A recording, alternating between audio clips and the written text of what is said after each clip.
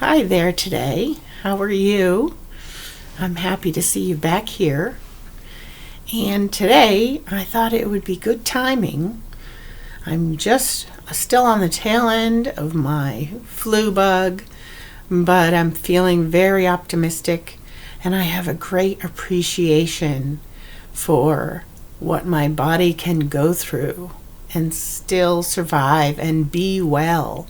So, today's talk about Ayurveda actually will be about how perfect our bodies are and our body-mind constitutions. You have the most perfect body to live the life you're supposed to live. Think about that for a minute. There's a wisdom of creative consciousness that created you in your whole system, mind and body and spirit. And that wisdom doesn't disappear at all. It's always with you and us. And all we have to do is allow it to shine, and it will. From a more scientific standpoint, our bodies are constantly striving to be in homeostasis, which is a state of scientific balance, homeostasis. And, pardon me, all we have to do a lot of the time is make small changes over time, and the body will adjust and become even more pronounced in its homeostasis. All we have to do is remove certain items in our behavior, in our diet, like that, and the homeostasis returns a little bit more and a little bit more, with more of our attention on the things that cause us to be out of balance. Does that make sense? So the wisdom of our entire mind-body system is always there. We just have to allow it to shine. And all we have to do is start omitting things that cause stress, things that cause dis-ease, and things that cause the body to go out of whack. And in a modern westernized culture, it is not always easy. You do need a fair amount of discipline. But starting with very small changes, is totally manageable. Your body wants to be healthy. It wants to. That's the creative design. That's the perfection of the design. And whatever you may think about your body, whatever you may think that other people think about your body, that doesn't really matter. The fact is that you're in it right now, and it has gotten you this far, and you're here. Isn't that amazing? It's amazing. So, things to give up would be sugar, white sugar, anything with high fructose corn syrup in it. There are alternatives to white sugar.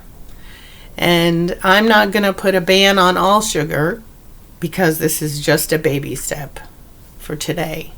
But if you ban from your diet white sugar, or, added sugars in your foods, that would be a really good first step. Sugar is hiding in a lot of foods, especially here, in the United States, where we have an awful lot of processed food. Sugar and extra salt is in almost everything because our palate has become so infantilized that we don't have much appreciation for flavors like bitter or sour. A lot of very healthy foods have those tastes, and we have to add sugar to them to make them more palatable for us. So sugar is one thing. The other thing is make sure that you give yourself enough downtime, especially during times of stress.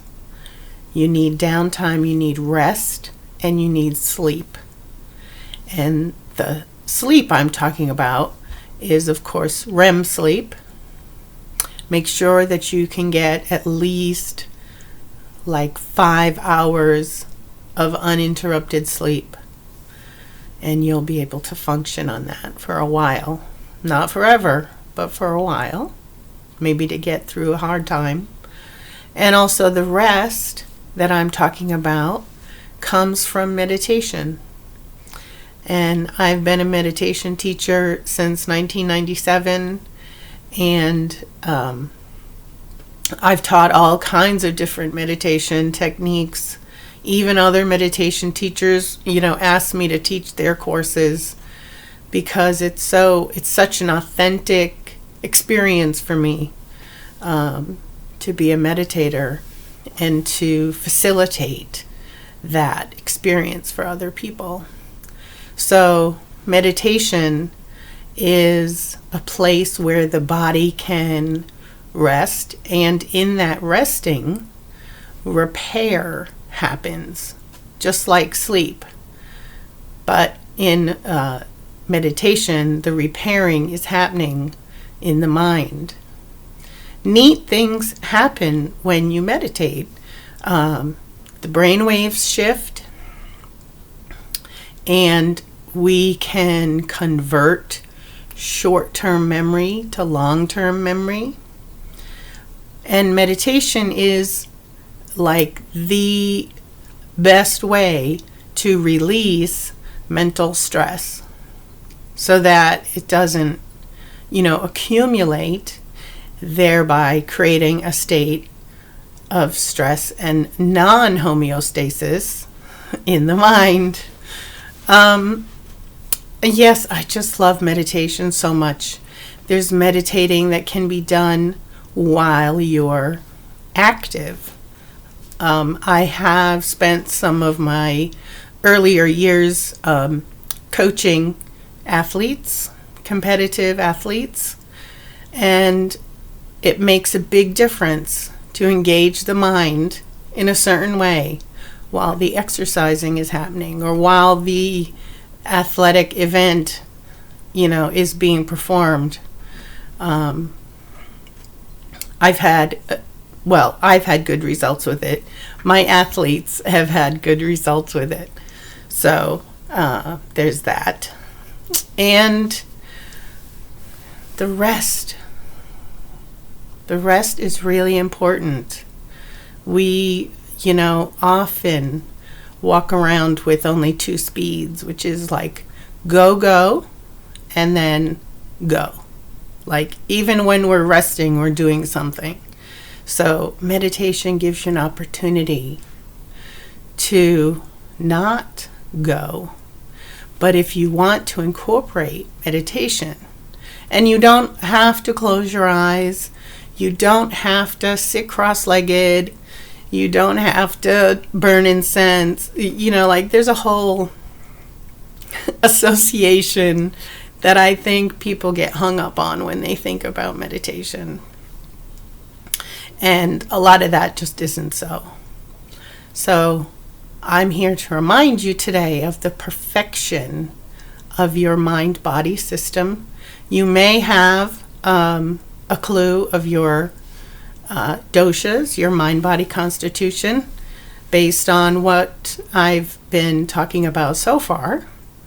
And I'm going to keep talking about it, but today I just really wanted to be in appreciation.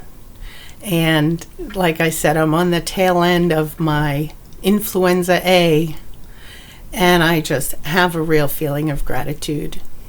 And I hope that comes through. So, for the rest of my time, we're going to do Vedic cards. And I am shuffling the Vedic deck. It is different than the Western tarot paradigms. I'm not an astrologer, but I do know that Vedic astrology is based on the moon, not the sun. The sun is where we center everything. But so first card, Hanging Man. Other side, Queen of Shields. And one more, Knight of Swords. Those are awesome. So, Hanging Man, typically it is a reminder to shift your perspective. So maybe this is a wake-up call for you. Just a little knocking on your consciousness. Like, you could change your perspective. You could shift how you're looking at what your body and mind mean to you. This is the vehicle for our travels during this lifetime. We need to fuel it correctly, just like our cars. The Knight of Swords is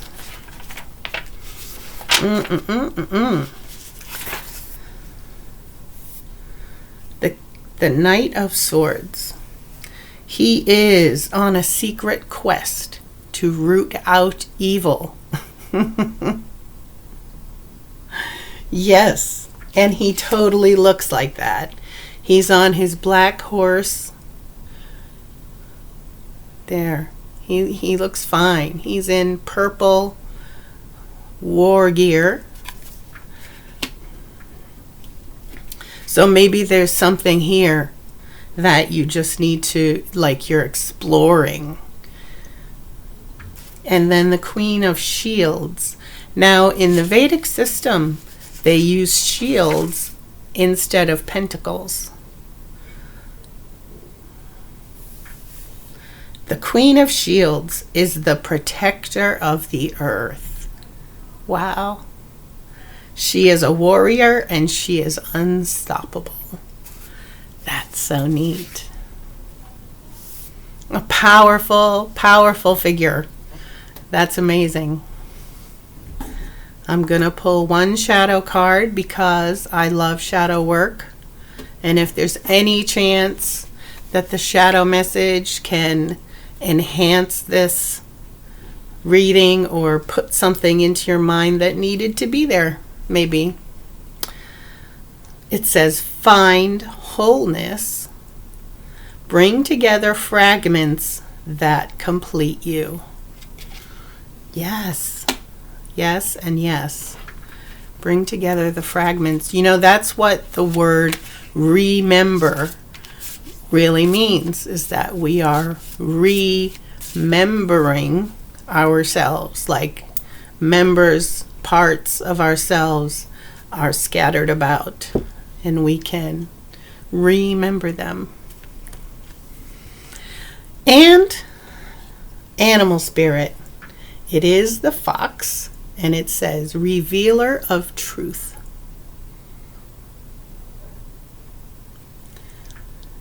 Don't take things too seriously. Make time to play. Great wisdom comes from laughing at your own self. Look out for the traps and tricks of life and learn from them. I am a huge believer in laughing at yourself. I hope you got something out of this today. I'm going to go rest my voice, and I'll see you back here pretty soon.